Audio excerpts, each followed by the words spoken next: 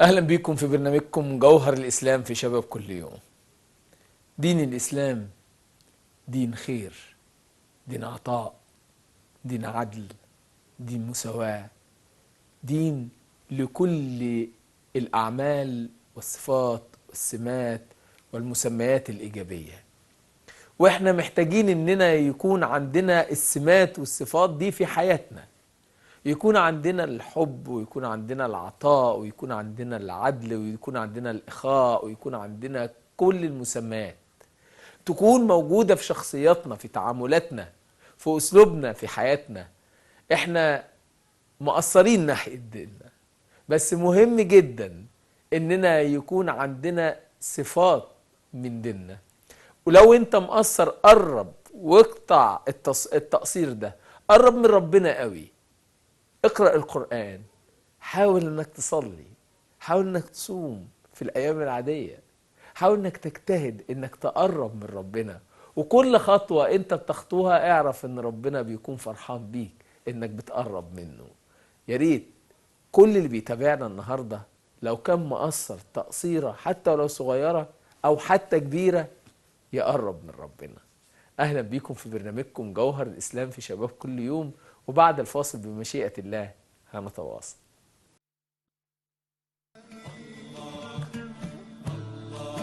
لبيك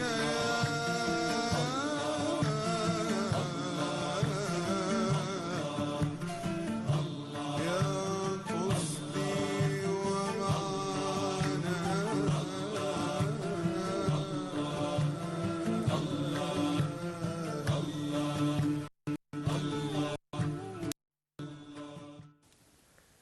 اهلا بكم مرة تانية في برنامجكم جوهر الاسلام في شباب كل يوم. وجينا دلوقتي مع حضراتكم مع التقرير اللي معانا النهاردة اللي بيحمل عنوان الصدق. الصدق شيء مهم جدا انه يكون موجود ما بين الافراد وفي التعاملات وحتى في المشاعر والإنسانيات، لأنه بيفرق كتير جدا. لما الإنسان بيكون صادق في مشاعره وصادق في أقواله وصادق في أفعاله بيبقى أفضل كتير جدا، وبيبقى أجمل كتير جدا بالنسبة للطرف التاني، وبيبقى أجمل من أي كلام ممكن يتقال بيكون بدون صدق. تعالوا بينا مع حضراتكم نشوف التقرير معانا عن الصدق، ونعود معكم مرة تانية في برنامجكم جوهر الإسلام في شباب كل يوم.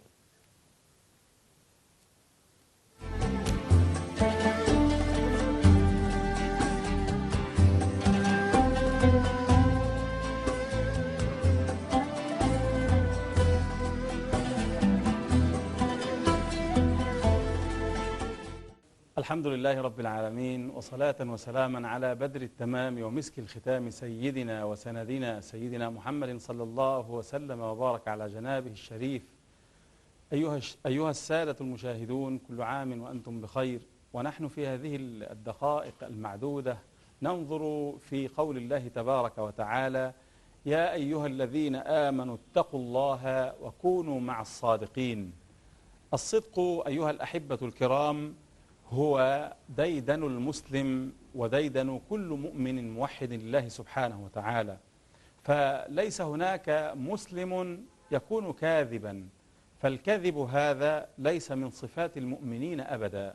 لذلك رأينا سيدنا كعب ابن مالك عليه رضوان الله، هذا الرجل المبارك الصالح، رأيناه وقد وقف في غزوة تبوك، وسيدنا المصطفى صلى الله عليه وسلم قد انتقل إلى أرض تبوك، ولكن كعب بن مالك إذا به يتثبط في أرض المدينة المنورة.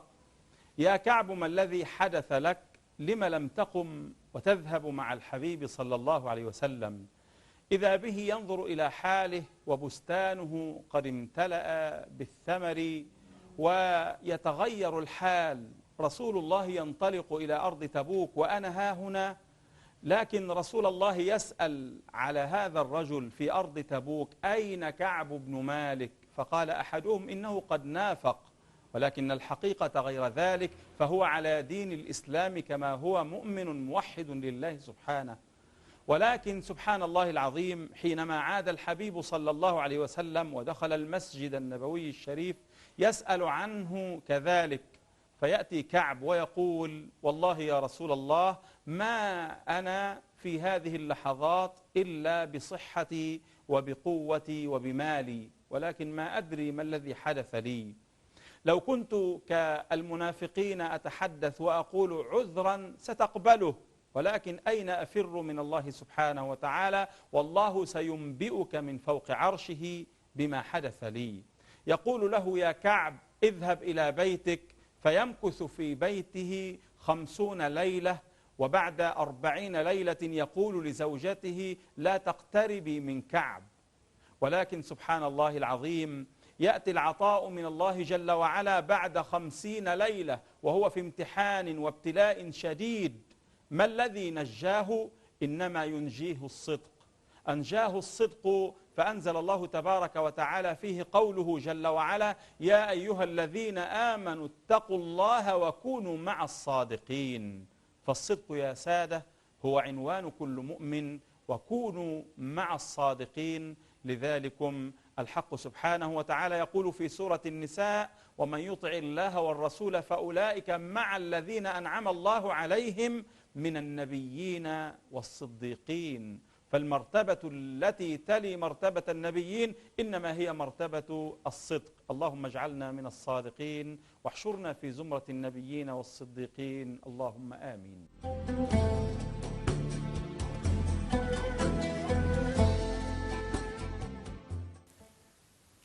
أهلا بكم مرة تانية، وجينا دلوقتي مع حضراتكم مع قالوا عن الإسلام، والنهاردة هنستعرض أقوال المؤرخ الإنجليزي ويلز. قال كل دين لا يسير مع المدنية في كل أطوارها فاضرب به عرض الحائط، وإن الدين الحق الذي وجدته يسير مع المدنية أينما صارت هو الإسلام، ومن أراد الدليل فليقرأ القرآن وما فيه من نظريات ومناهج علمية وقوانين اجتماعية، فهو كتاب دين وعلم واجتماع وتاريخ. وإذا طلب مني أن أحدد معنى الإسلام فإني أحدده بهذه العبارة: الإسلام دين المدنية. دي المقولة أو الكلام اللي نقل عن المؤرخ الإنجليزي ويلز. كتير من المؤرخين والفلاسفة وغيرهم من العلماء كمان اللي تطرقوا لتفاصيل فيما يخص الإسلام اكتشفوا أن دين الإسلام دين عظيم. اكتشفوا أن القرآن الكريم يحمل أسرارا ولن يتوقعوها، ومنهم من أعلن إسلامه بعد اكتشافات علمية مختلفة. علشان كده احنا بنقول في النهاية احنا محتاجين قوي نقرب من ديننا، نقرأ عن ديننا أو نقرأ في ديننا، ونقرأ عن الناس اللي اتكلمت عن ديننا بشكل صحيح، لأن ده بيبقى شيء ممتع ان نلاقي ناس على غير دين الإسلام يتكلموا بالطريقة ديت، والأجمل اننا ننقل كلامهم ده للعالم كله. ده مهم قوي ان احنا نعمله. هنروح دلوقتي مع حضراتكم لتقرير، وتقريرنا هيكون آيات من الذكر الحكيم القرآن الكريم. نشوف التقرير، وبعد التقرير نتواصل معكم مرة تانية في برنامجكم جوهر الإسلام في شباب كل يوم.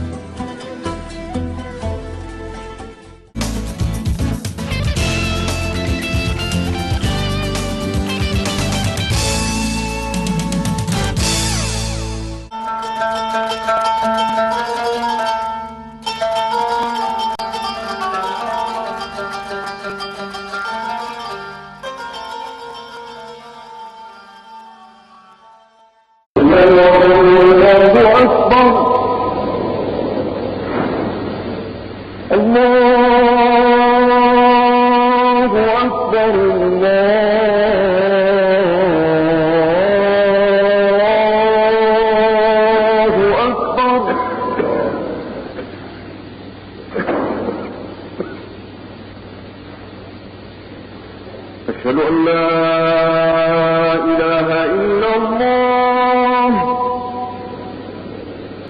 أشهد أن لا إله إلا الله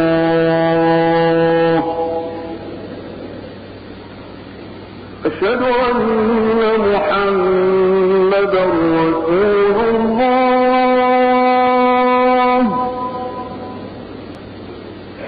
أشهد أن محمدا رسول الله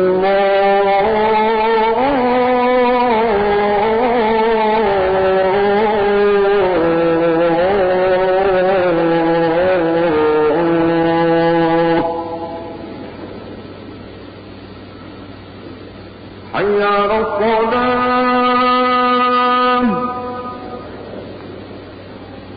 حي على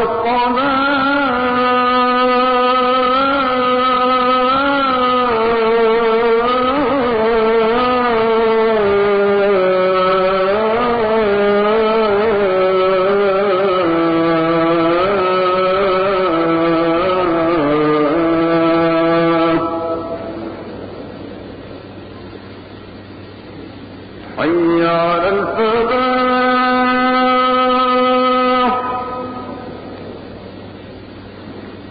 حي على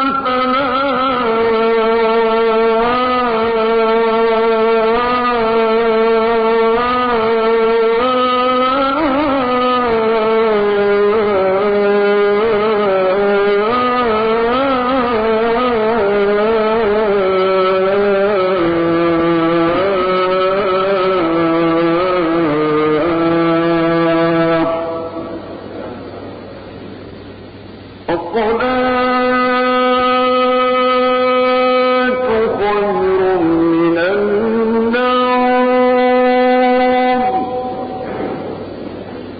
الصلاة خير من النوم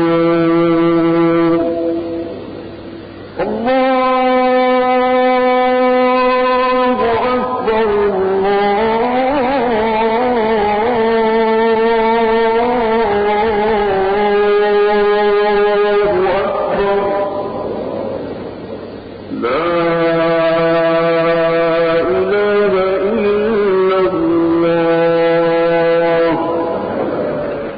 اللهم رب هذه الدعوة التامة والصلاة القائمة آت سيدنا محمدا الوسيلة والفضيلة والدرجة الرفيعة وابعثه اللهم المقام المحمود الذي وعدته وصلى الله وسلم على سيدنا مولانا محمد وعلى آله وصحبه.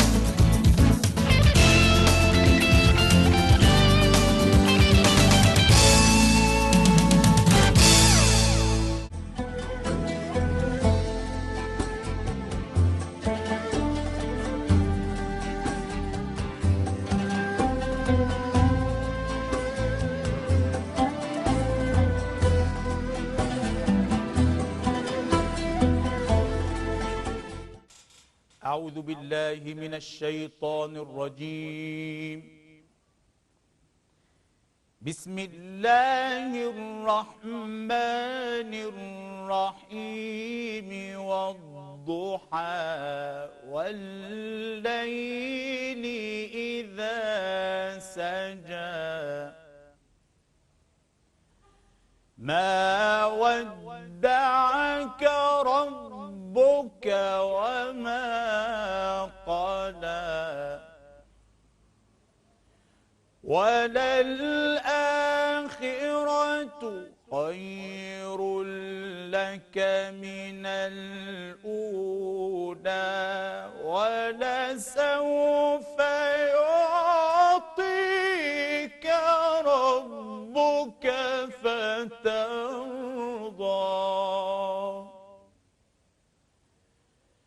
ألم يجدك يتيما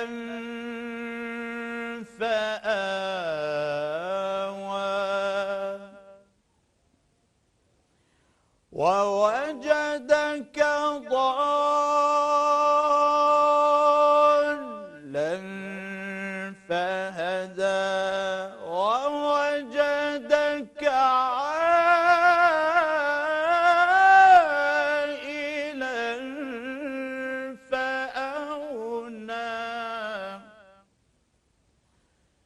فأما اليتيم فلا تقهر وأما السائل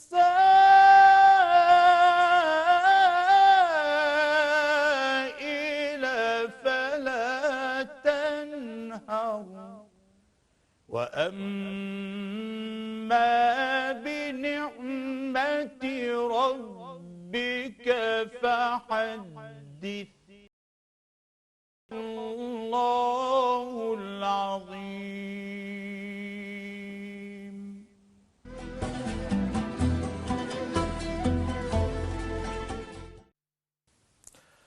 أهلا بكم في برنامجكم جوهر الإسلام في شباب كل يوم.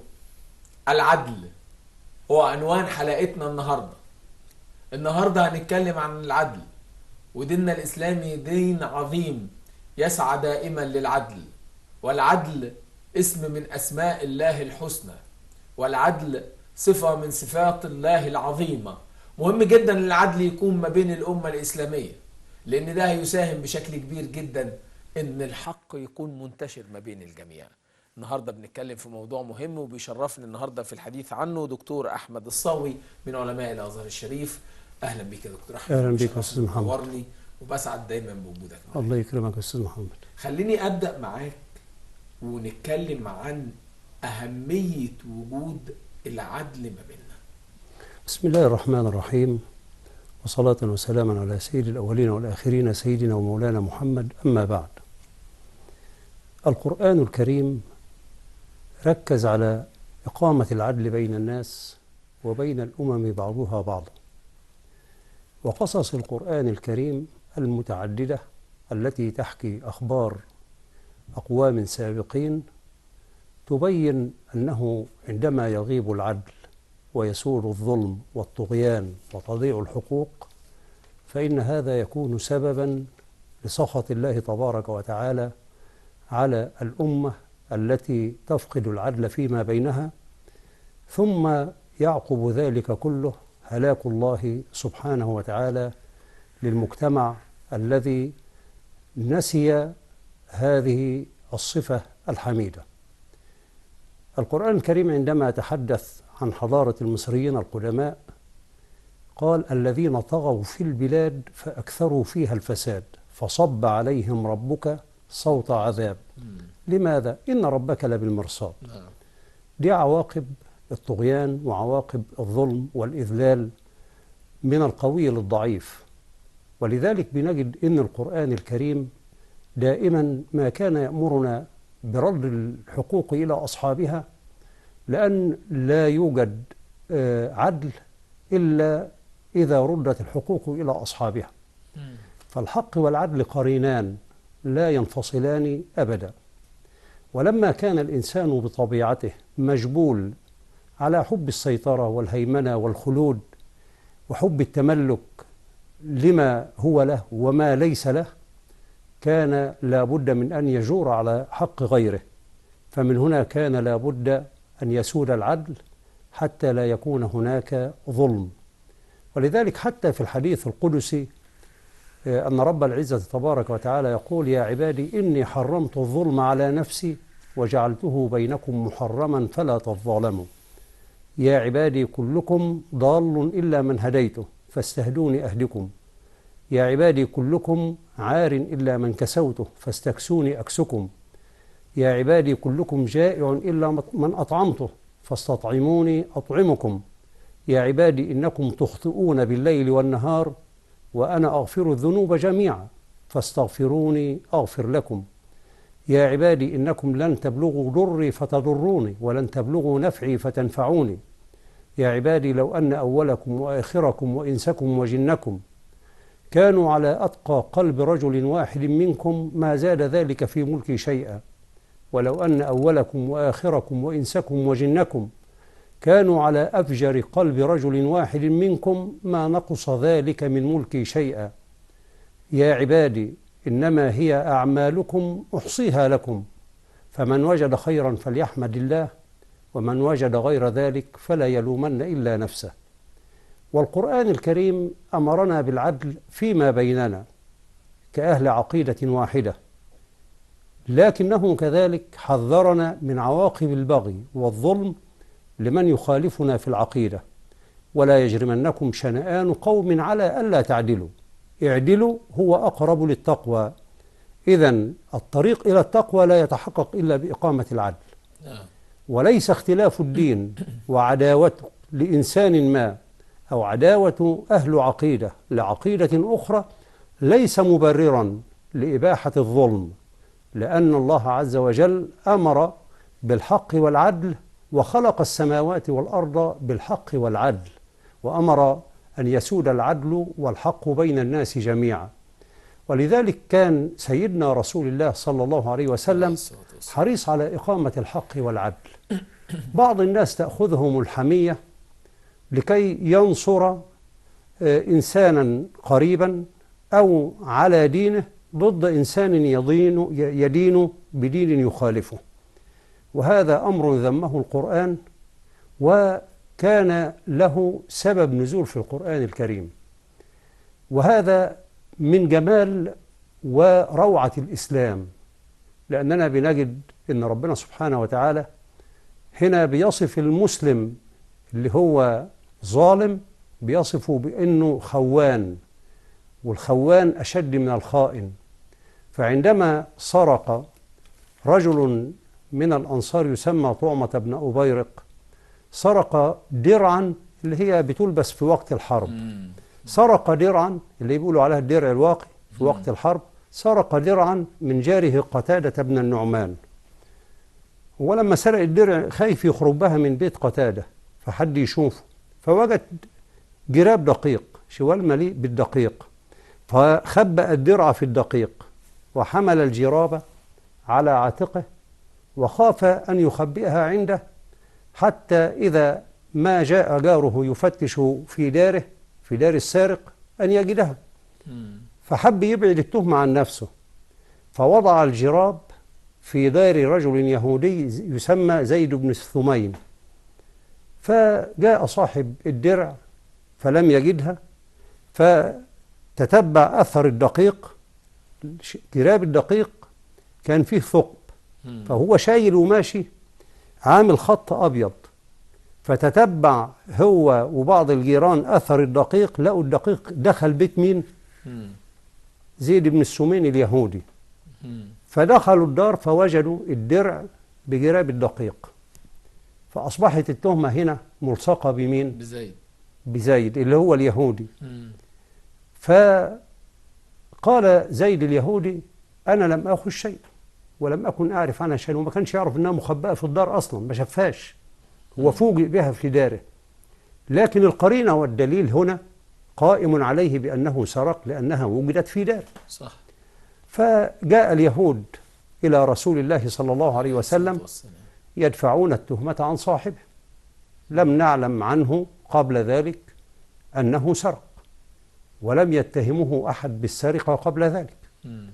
وجاء أقرباء السارق طعمة ابن أبيرق يدفعون عنه التهمة ويقولون بأنه رجل مسلم وأنه بريء وأنه لم يأخذ شيئا، وكيف نصدق؟ وهي التهمة وجهت للتهمة ليه؟ على حسب إن هو مشهور بأنه له باع في هذا المجال.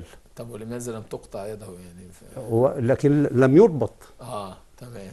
هو كلام يقال عنه أو يعرفه الناس بهذا. تمام. لأن حتى موضوع الحدود ده له أبواب كثيرة. تمام. ولا يقام إلا بدليل، والسرقة لها شروط، المسروق لا يكون في حرز، وإن يكون تمام. السارق ليس في حاجة إلى ضروريات الحياة. تمام. فجاء الأنصار يدفعون عن المسلم، وجاء اليهود يدفعون عن اليهودي. فالبينة هنا تقول بأن اليهودي هو الذي سرق. صح. لأن الدرع موجودة في بيته. صح. فهم النبي صلى الله عليه وسلم أن يحكم بالبينة، فنزل القرآن يعصمه من هذا.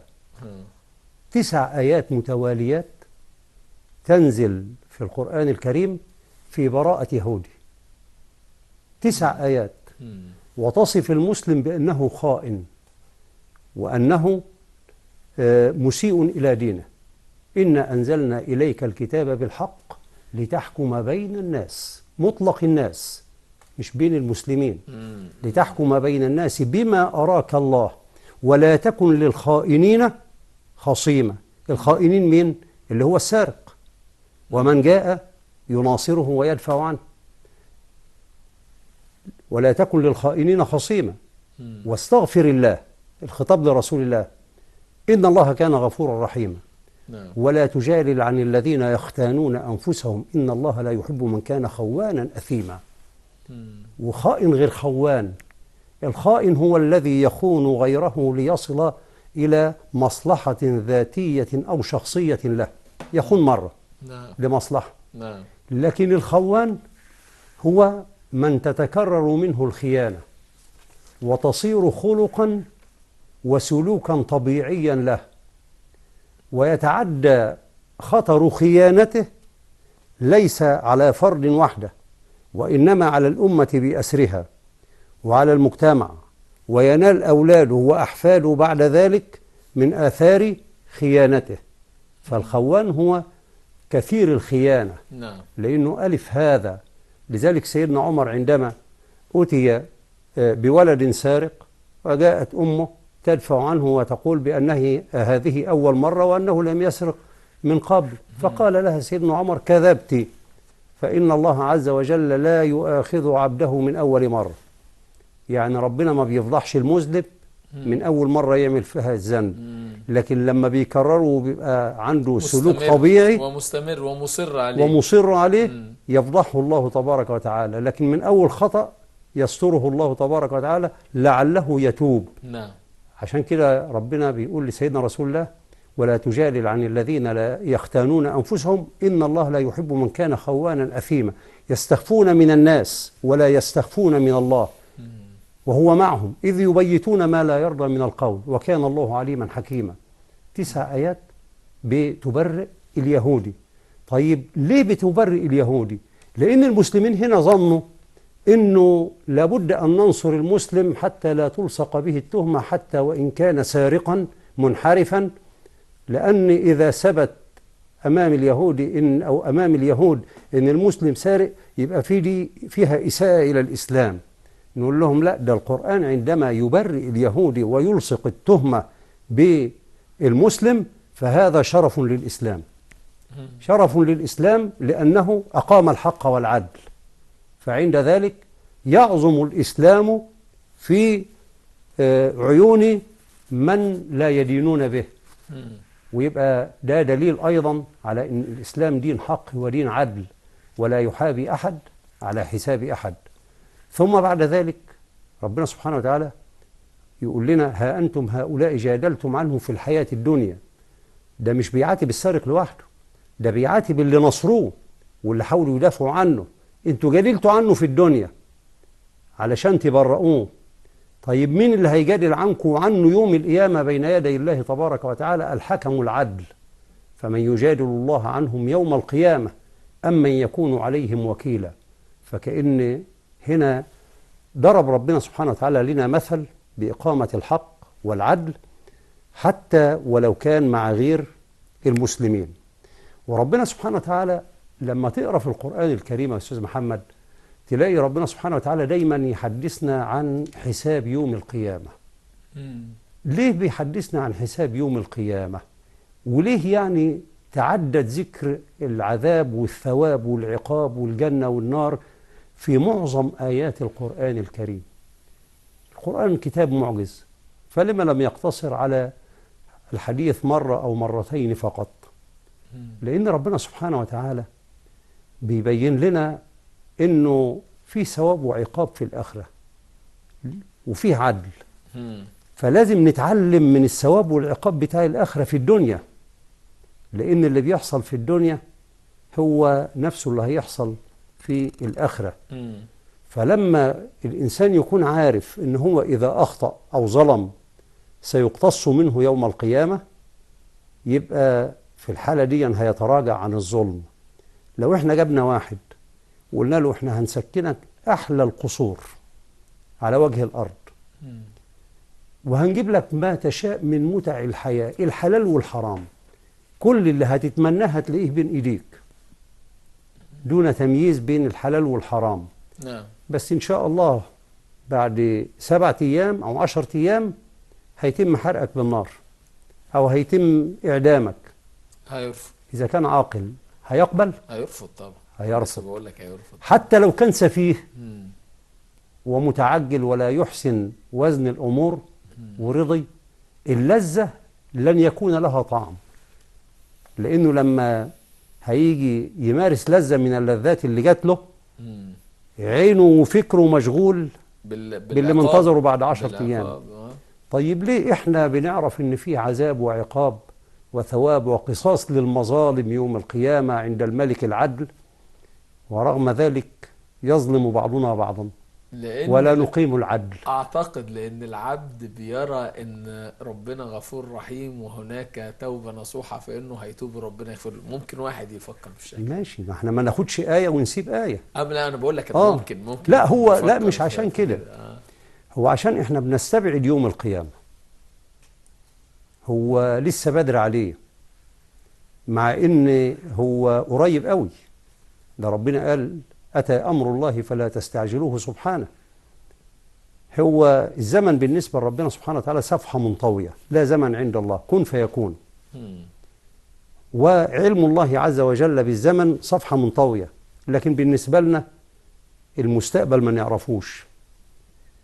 والقيامة مش بعيدة ولا حاجة، لأن بمجرد أن الإنسان بيموت يبقى كأن القيامة بتاعته قامت، لأن فترة البرزخ دي بتتحسب لحظات.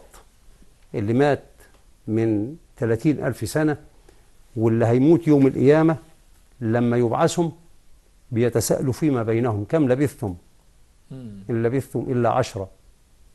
عند ذلك ينطق البعض لا لا لا ما لبثناش 10 أيام ولا حاجة، ده هو يوم واحد اللي نمناه. فاللي مات في الأول واللي مات في الآخر هيعتبر حياة البرزخ يوم واحد أو ليلة واحدة، فالعملية قريبة. فلما الإنسان بيموت هي الدنيا بتاعته خلصت، هو داخل على الحساب في الآخرة. نعم. لكن رغم كده إحنا بنستبعدها برضه، بدليل إن المشرع لما بيضع قانون في الدنيا ويلاقي الجريمة زايدة فبيشدد من العقوبة. ليه؟ لأن هدف القانون والتشريع إنه يكون رادع وليس عقاب أو تصيد الأخطاء للآخرين، لكن من باب الردع. طيب خليني أطرح على حضرتك سؤال وإجابته هتكون بعد الفاصل. كيف ينتشر العدل بين البشر، بين الناس؟ أسمع ردك ولكن بعد الفاصل.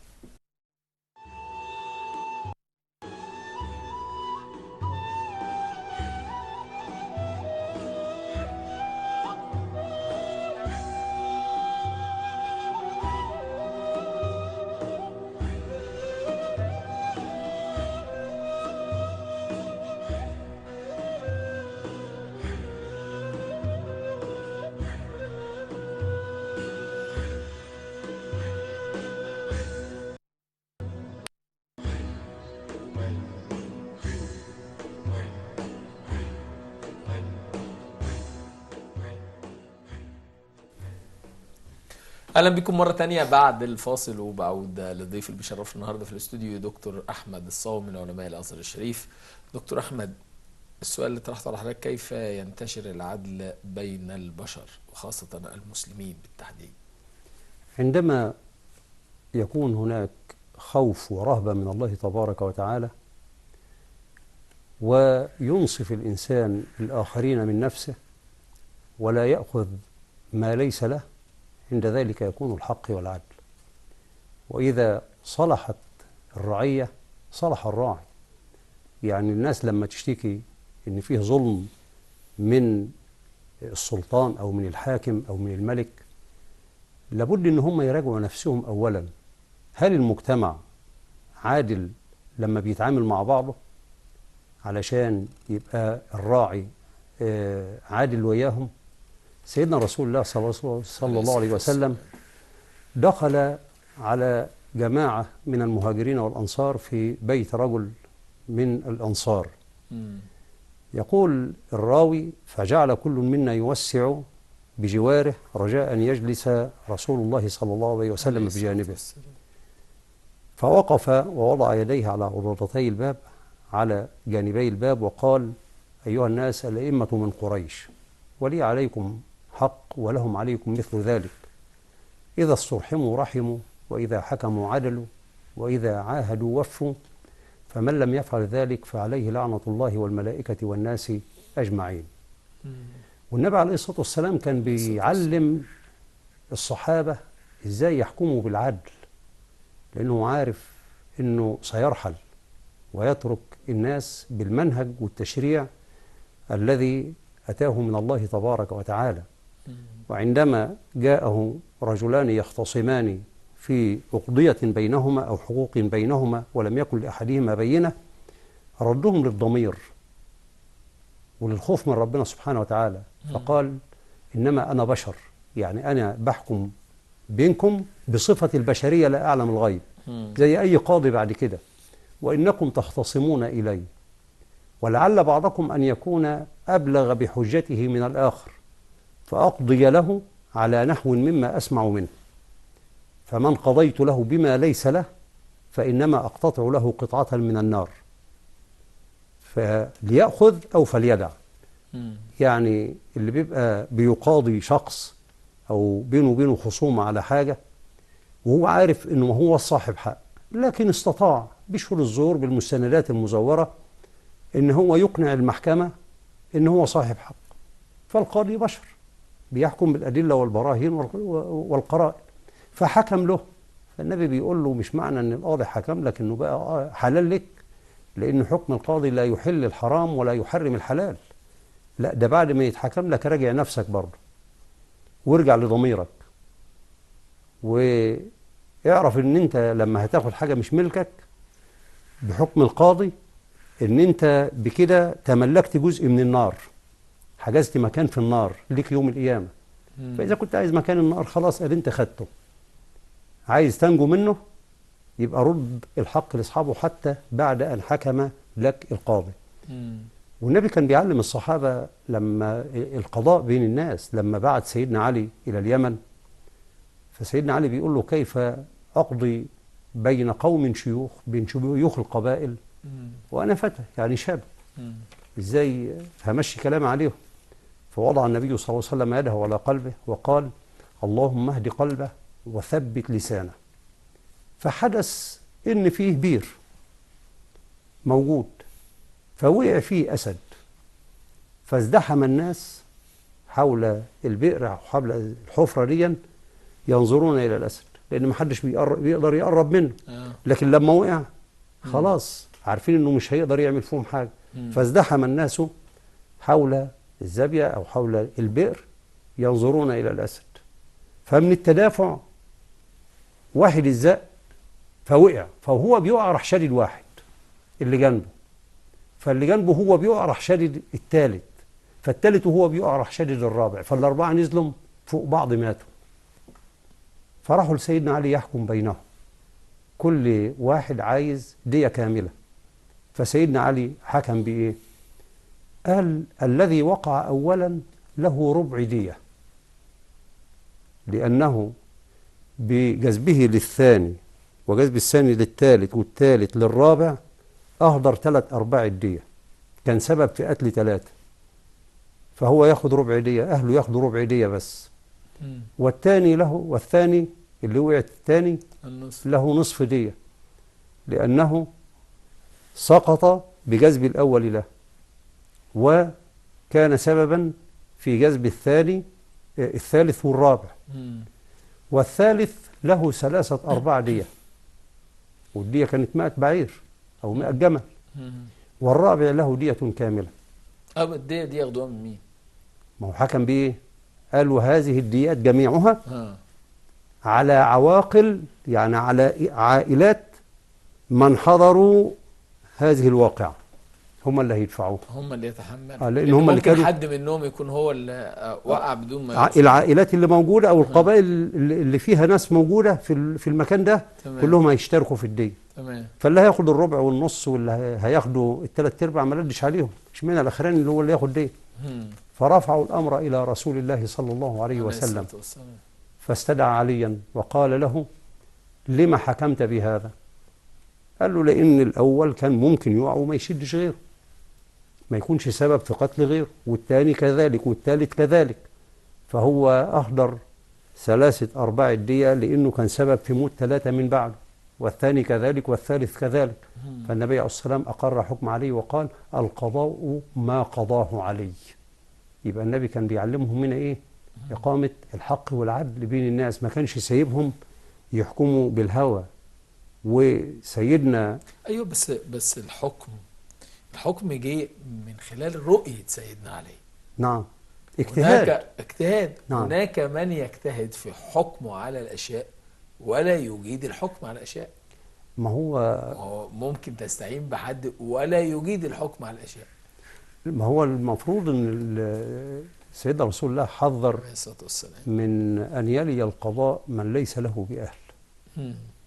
وقال: القضاة لا، احنا ما ثلاثة. بنتكلمش على القضاء، احنا بنتكلم حتى في الحكم العادات بين الناس. العائلية مثلا. نعم. ما هو بيجيبوا حد عشان يحكم ما بين زوج وزوجة مثلا، المفروض بس فتلاقيه مثلا يحكم حكم غير منصف او غير سليم او غير عادل. ما هو المفروض يكون عادل. ما خلاص هو نعم. بيحكم بان هو غير عادل، بحكم غير عادل. هنا في الجزئية ديت بيبقى انا محتاج ان الشخص اللي هو يحكم علشان يكون عادل ويتصف بالعدل ان هو يكون ملم بالعلم، ملم بالثقافة، ملم نعم. بالمعرفة، ملم بالدين، ملم بكل الامور. ما هو مش اي حد بيتدخل ليصلح بين الناس. احيانا لا، في ناس كتيرة. بتتدخل لتفسد في ناس كثيرة وتنقل كلاما وتزيد الشقاق بعدا وكراهية. تمام. وفي ناس بتتدخل بيجعل الله عز وجل الخير على يديهم، لأن هم داخلين بنية صافية وبنية الإصلاح بين الناس. فدي بترجع برضه لنية الإنسان اللي هو داخل ليحكم بين الناس. علشان كده بنلاقي دايما أن القرآن الكريم بيأمرنا دايما حتى في الشقاق بين الزوجين، قال: إن يريد إصلاحا يوفق الله بينهما. لازم يكون فيه رغبة من الزوج والزوجة للإصلاح، ورغبة عند الطرفين اللي هم الحكمين بالإصلاح. لو عند الزوج والزوجة الرغبة في الإصلاح والحكمين النية غير خالصة، لن يكون هناك توفيق في هذه القضية. احنا عايزين نخرج من حلقة النهاردة مش ان انا بحكي مواقف، احنا اكدنا ديننا بيقول ايه والامور والمواقف اللي حضرتك بتحكيها برضو بتؤكد صحة أهمية العدل في حياتنا. أنا دلوقتي عايز أكون شخص عادل. هل هناك مجموعة من المواصفات إذا جيت إن أنا أحكم ما بين حد؟ هل هناك مجموعة من المواصفات أو من السمات أو من المتطلبات التي يجب أن أتملكها حتى أستطيع أن أحكم بين الناس بالعدل؟ نعم. اللي هي إيه؟ لابد من الاستماع إلى الطرفين، وألا يكون الإنسان منحازا إلى طرف على حساب طرف آخر. تمام. ولا يتلفظ بلفظ يوحي أمام أحد الطرفين بأنه مقتنع بوجهة النظر الآخر قبل أن يستمع إلى الطرفين استماعا كاملا. علشان كده المفروض أن لازم يسمع من الطرفين ولأدلة كل طرف ويلم بالحقائق كلها. والقرآن الكريم علمنا الكلام ده. عندنا القرآن الكريم اعتمد القرينة كوسيلة من وسائل الاستئناس للحكم، وبجانب الشهادة قال: واستشهدوا شهيدين من رجالكم فإن لم يكونا رجلين فرجل وامرأتان ممن ترضون من النساء. بنلاقيه برضه في القرائن لإثبات للبراءة أو للاتهام لإقامة الحق والعدل، بيبين لنا أنه لازم ياخد بالقرينة. هو القرآن مش قال إن كان قميصه قد من قبل فصدقت وهو من الكاذبين، وإن كان قميصه قد من دبر فكذبت وهو من الصادقين. خد قطع القميص من الأمام أو من الخلف قرينة على البراءة أو الإدانة. ومع إخوة يوسف وجاءوا على قميصه بدم كذب قال بل سولت لكم أنفسكم أمرا فصبر جميل. هو ما صدقش ليه؟ لأن هم استدلوا بأن الذئب أكل أخاهم يوسف بالدم اللي موجود على القميص. نعم. هو استدل بسلامة القميص على أنهم كاذبون وأن الذئب لم يأكله. إزاي الذئب يأكله ولم يقطع القميص؟ كأنه بينتشلوا من القميص كده بدون مشكلة. يبقى هنا قرينة. والنبي عليه الصلاة والسلام لما بعد انتهاء غزوة بدر لما قالوا ابني عفراء كل منهما يدعي قتل أبي جهل، فكل واحد عايز السلب بتاعه أو عدة الحرب بتاعته كغنيمة له. فالنبي قال لهم هل مسحتما سيفيكما؟ قالوا له لا. قال أرياني سيفيكما، فوجد سيف معلوش دم والسيف الثاني عليه دم، فحكم بسلب أبي جهل لمين؟ بالقرينة على إيه؟ نعم. حكم بالدم على وجود السيف، القرينة. الدم موجود على السيف، موجود على السيف، يبقى هو ده اللي قتل. لكن اللي سيفه ما عليهوش دم يبقى كأن هنا علاقة. القرآن بيدينا إشارات علشان لما نيجي نحكم بين الناس ما نحكمش بالسماع، لكن بنحكم بالقرائن والأدلة والبراهين، بالعقل. والدليل.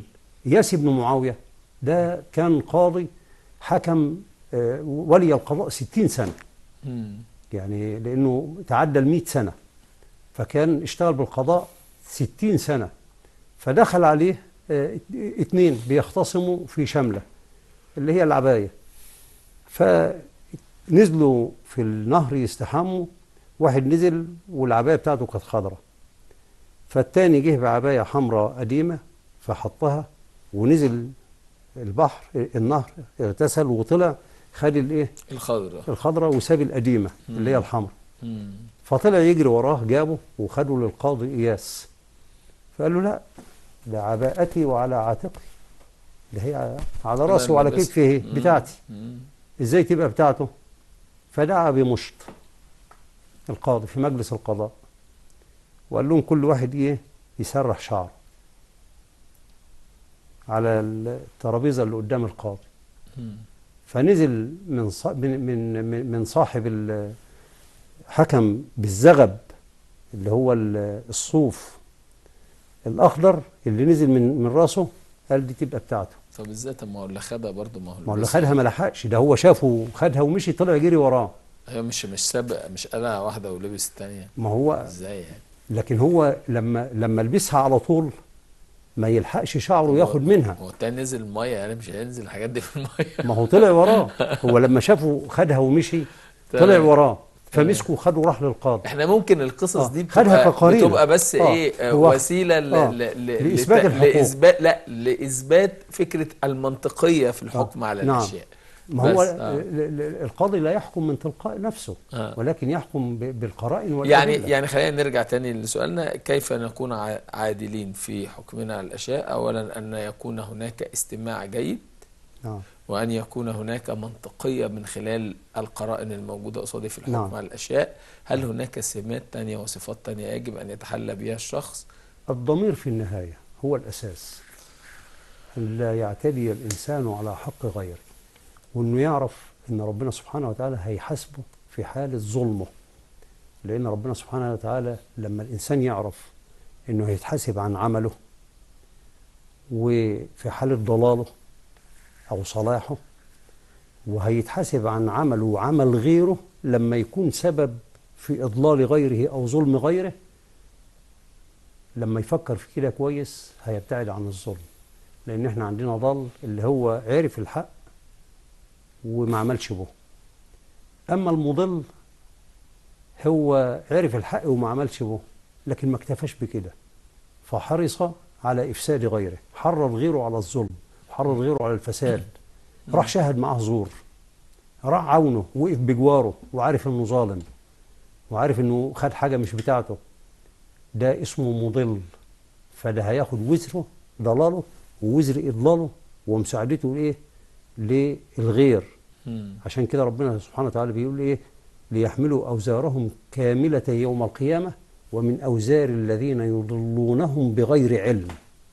هياخد وزره ووزر غيره، وده اللي عناه الحديث عن سيدنا رسول الله صلى الله عليه وسلم: ومن سن في الإسلام سنة سيئة كان عليه وزرها ووزر من عمل بها إلى يوم القيامة من غير أن ينقص ذلك من أوزارهم شيء. ولما الإنسان يعرف إنه هياخد وزر غيره، يبقى لازم هيأمر بالحق والعدل. هو النبي لما قال انصر أخاك ظالما أو مظلوم، قالوا يا رسول الله ننصره مظلوما هنقف وياه، فكيف ننصره ظالما؟ قال تحجزه عن الظلم فإن ذلك نصره. تقول له لا أنت كده غلط، تفرمله، ما تخلوش يستمرئ طريق الظلم بأي وسيلة من الوسائل، بالنصح، بالكف، بالعشم وياه، بالصداقة اللي بينك وبينه، بالقرابة اللي بينك وبينه، تحذره وتقف في وشه وتمنعه على انه يتمادى في الظلم وانه يرجع الى الحق والعدل. دي بعض الوسائل اللي ديننا الحنيف امرنا ان احنا نتحلى بها. لما الانسان برضه يعرف ان ربنا هيحاسبه وان مفيش حاجة هتعدي يوم القيامة، زي ما ربنا سبحانه وتعالى قال اليوم تجزى كل نفس بما كسبت لا ظلم اليوم إن الله سريع الحساب. العدل المطلق عند ربنا سبحانه وتعالى. صحيح الحق والعدل في الدنيا لا يكون مطلقا بين البشر، لأن الأهواء والرغبات متفاوتة والمصالح متفاوتة، لكن عند ربنا سبحانه وتعالى ما فيش مصالح، وربنا سبحانه وتعالى بيجازي كل واحد عن عمله. وربنا نفى الظلم عن نفسه، وما الله يريد ظلما للعباد وما ربك بظلام للعبيد. يبقى نفى الظلم مطلق الظلم، وقال وما ربك بظلام صيغة مبالغة، يعني ذرة الظلم في حق الله مش موجودة ومستحيلة في حق الله تبارك وتعالى. وما قالش للمؤمنين، لا، للعباد. يبقى ما كل العباد ربنا لا بيظلم الكافر ولا بيظلم المؤمن. ورغم علم ربنا سبحانه وتعالى باللي عملناه، قل إن تخفوا ما في صدوركم أو تبدوه يعلمه الله. ربنا عارف في الحساب كل اللي عملناه في الدنيا. ورغم إن في ملائكة شهود علينا، وملائكة سجلهم اللي عملناه، وصحيفة إحنا اللي ألفناها، الكتاب بتاعنا، كل واحد ألف كتابه، محدش ألفه له. حركاتك، سكناتك، أقوالك، أفعالك، غمزاتك، همساتك مقيدة عليك في الكتاب بتاعك. ورغم علم ربنا شوف عدله، رغم علمه ورغم شهادة الملائكة والكتبة وشهادة الكتاب بتاعك اللي انت مألفه بإيدك محدش ألفه لك، رغم كده ربنا سبحانه وتعالى ما بيأخذناش بذلك كله من عدله، ولكن يعطينا فرصة للدفاع عن النفس. يوم تأتي كل نفس تجادل عن نفسها. كل واحد هيجي يقول يا رب أنا ما عملتش الذنوب اللي في الكتاب ده. إزاي ما عملتش؟ يقول والله ربنا ما كنا مشركين. تمام. طيب أمال ده إيه؟ يقول له يا رب لا لا لا، أنا بقول ده ما حصلش مني. عشان كده سيدنا رسول الله في حديث أنس أن رسول الله ضحك ونحن جلوس حوله، فقلنا يا رسول الله مما ضحكت؟ قال من مجادلة العبد ربه يوم القيامة، يقول يا رب أليس وعدتني ألا تظلمني؟ فيقول الله عز وجل له بلى، يعني نعم وعدتك إن ما أظلمكش. فيقول فإني لا أرضى إلا شاهدا من نفسي، أنا مش راضي إن يبقى فيه شهود علي. فهنا عشان الوقت هنا بيبقى كل عناصر الجسم هي اللي هتشهد عليه، صح؟ نعم. ونوصل للجزئية دي. أعتقد أن الرسالة النهاردة وصلت أن العدل شيء مهم جدا في حياتنا. أنا بشكرك جدا على وجودك دكتور أحمد الصاوي. للأسف الوقت خلص، وإن شاء الله يبقى لنا لقاءات تانية نستكمل حوارنا في بعض النقاط المهمة اللي حضرتك تطرقت ليها. شكرا ليك دكتور أحمد الصاوي من علماء الأزهر الشريف. وفي نهاية اللقاء مهم جدا أن احنا يكون عندنا العدل من خلال العقل، من خلال القرائن، من خلال القرب من الله عز وجل، من خلال تطبيق آيات القرآن الكريم والأحاديث النبوية. أعتقد أن في أمور كثيرة في حياتنا هتبقى عادلة دون أن نستخدم العاطفة أو أن نكون ظالمين للآخرين. انتظرونا في حلقات قادمة من برنامجكم جوهر الإسلام في شباب كل يوم. بقول لكل السادة المشاهدين السلام عليكم.